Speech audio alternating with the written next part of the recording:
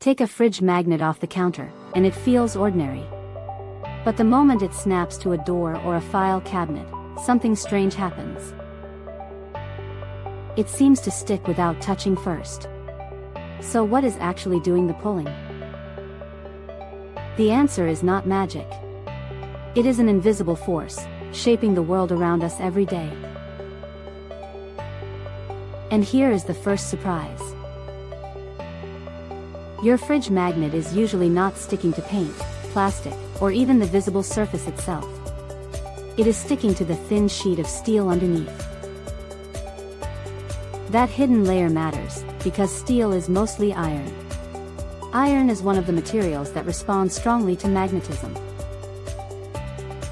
That is the real mystery. Why iron?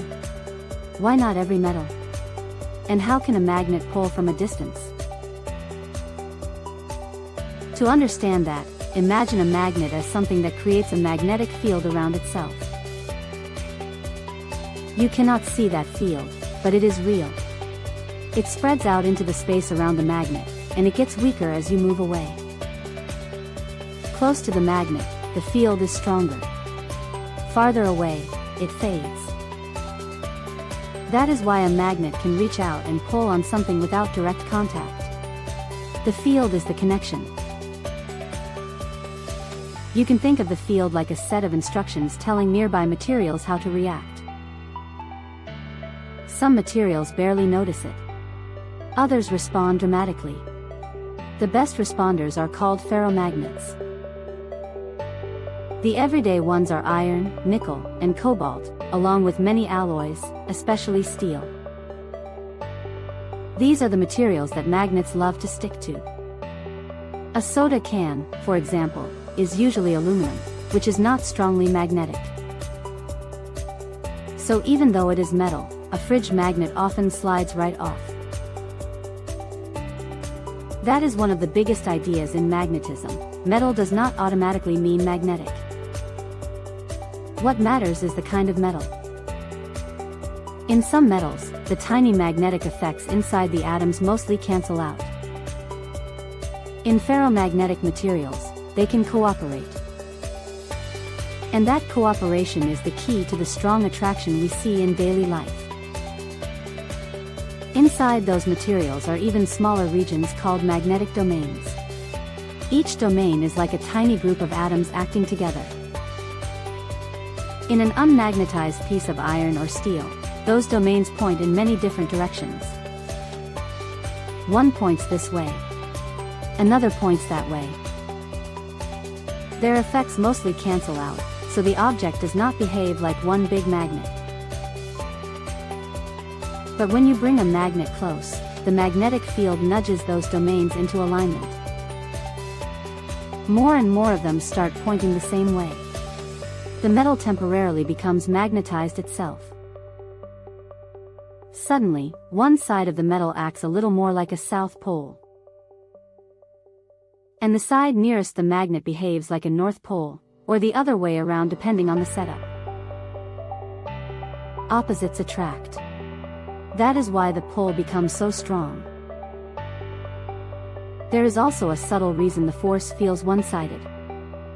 The magnetic field is stronger on the side of the metal that is closer to the magnet. The far side feels less force. So the object is pulled toward the magnet overall. It does not get yanked equally in both directions. The closer side wins. That difference creates the net pull we notice in our hands. So where does magnetism begin in the first place? Deep down, it comes from electrons. Electrons have a property called spin, and their motion creates tiny magnetic moments. In most materials, those moments cancel each other out. But in iron, nickel, and cobalt, enough of them can line up and work together. When they do, the material becomes strongly magnetic.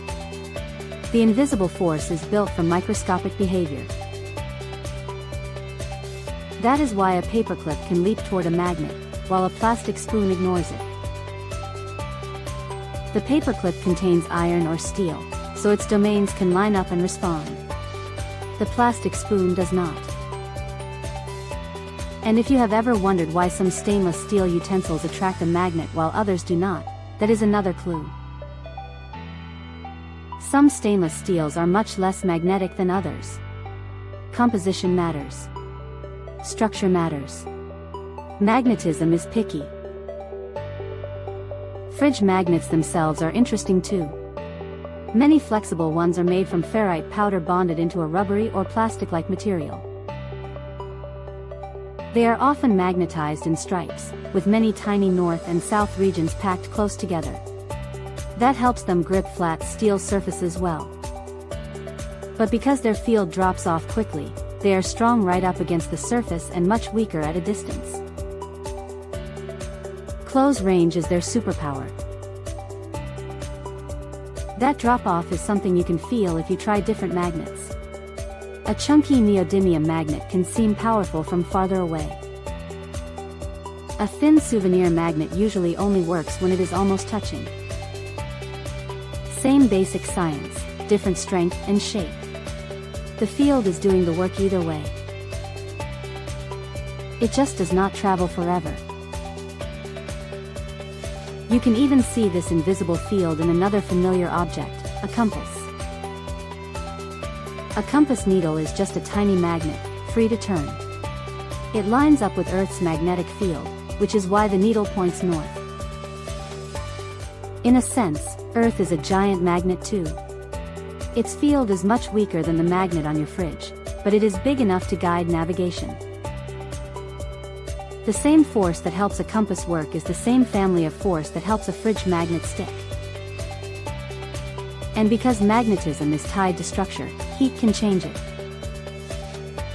If a ferromagnetic material gets hot enough, the orderly alignment of its domains can break down. The material loses its strong magnetic behavior. That is one reason magnets can weaken when exposed to high temperatures. Order matters. Alignment matters. When the internal pattern breaks apart, the attraction fades. So the next time a magnet snaps to a door, a paperclip jumps across a desk, or a compass needle turns quietly in your hand, remember what is really happening. You are seeing an invisible field interacting with tiny magnetic domains inside certain materials. Iron, nickel, and cobalt respond best. Steel often does too. What looks like a simple stick is actually a chain of microscopic causes working together. And that is the beautiful part of magnetism. It turns everyday objects into a lesson in unseen forces. A fridge magnet on the kitchen door. A compass in the outdoors. A paperclip on a desk. They all point to the same truth: the world is full of things you cannot see directly, but can still measure, feel, and understand. If you want to see it for yourself, try a simple magnet scavenger hunt at home. Test a magnet on a paperclip, an aluminum can, stainless utensils, and a door hinge. Then use a small compass to trace the field around the magnet and notice how quickly that invisible force fades with distance. Once you do, magnetism stops feeling like magic. It starts feeling like science you can hold in your hand. Try it today.